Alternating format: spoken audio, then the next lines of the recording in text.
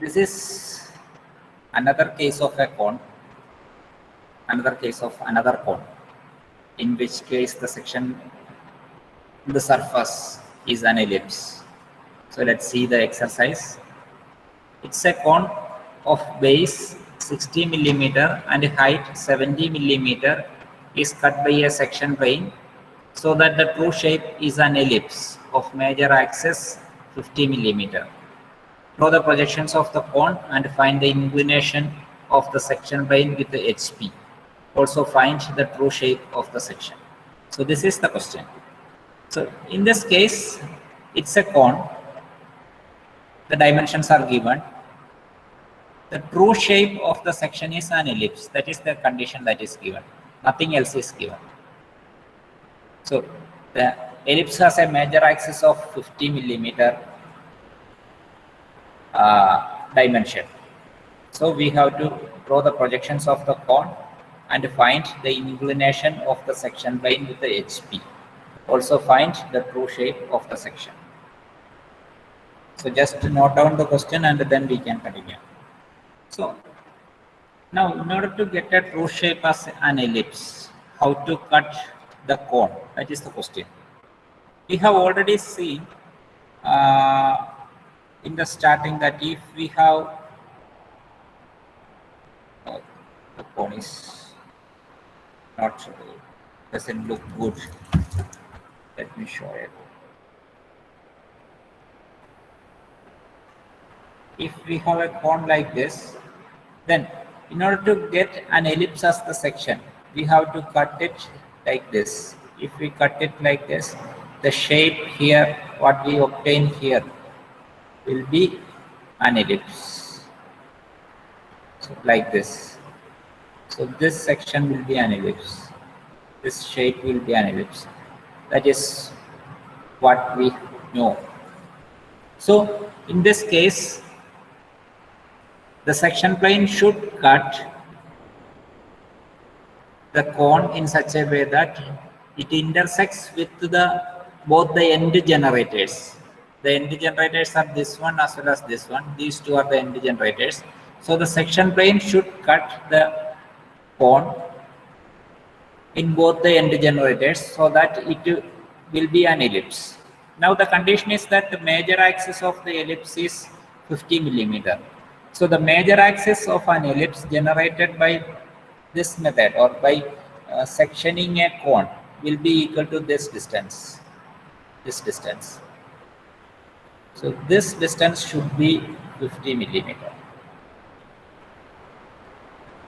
This distance should be 50 millimeter. So that is the condition. So how to draw it? Let's see. First the XY line, then the cone. The cone is completed. Now what you have to do is, you have to take any point on one of the end generators. Say you take some point at the end generators, say at this position. So at this position you take a point, and from here you take a radius equal to 50 millimeter on your compass. Radius equal to 50 millimeter on your compass, and cut an arc on the opposite end generator. You take a radius equal to 50 millimeter on your compass, and with the center as this point, any arbitrary point you can take. So if you take any arbitrary point closer to the base, your line will be here. If you take any point somewhere here, then your point will be somewhere here. So it is always better to take some arbitrary point which is closer to the base. Any arbitrary point, that is, it doesn't matter any point you take it, any point you can take.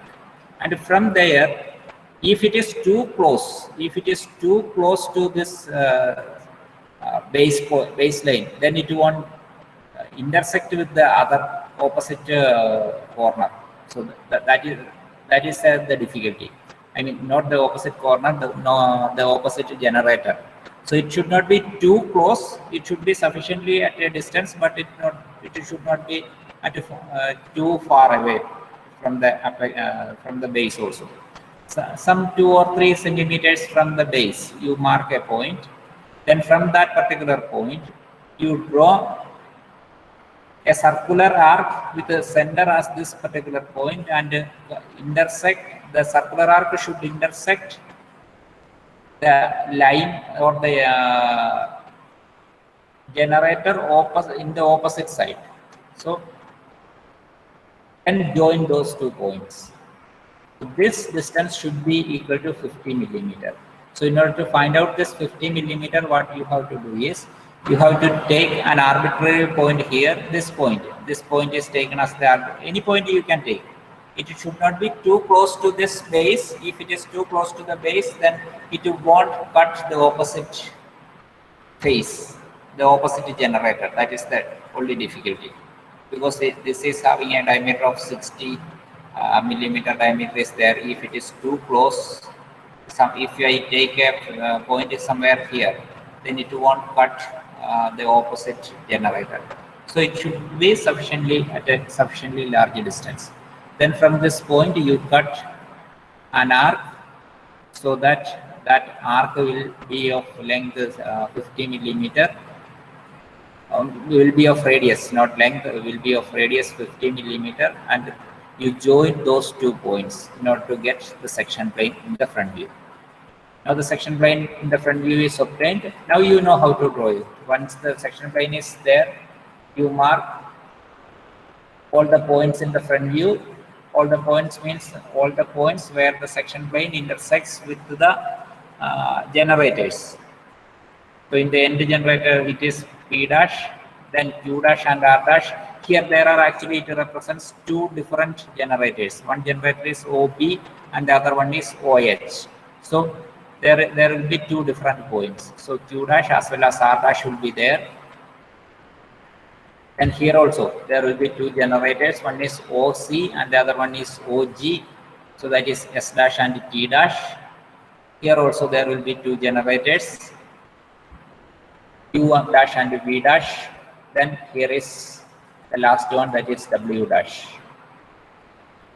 Now from each of the points, except S dash and T dash, how to find out S dash and T dash, that I will describe. From P dash and Q dash, P dash, Q dash and R dash, P, Q, R, U, V, W. So all those points are obtained.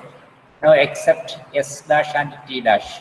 Now in order to get S and T in the top view, this also has the same difficulty as in our previous case. In the previous condition, we have one point in a vertical generator, in a generator like here, and then we have to project it to the corresponding generator here. For that one, we draw a circular arc here, then project it, then use the locus.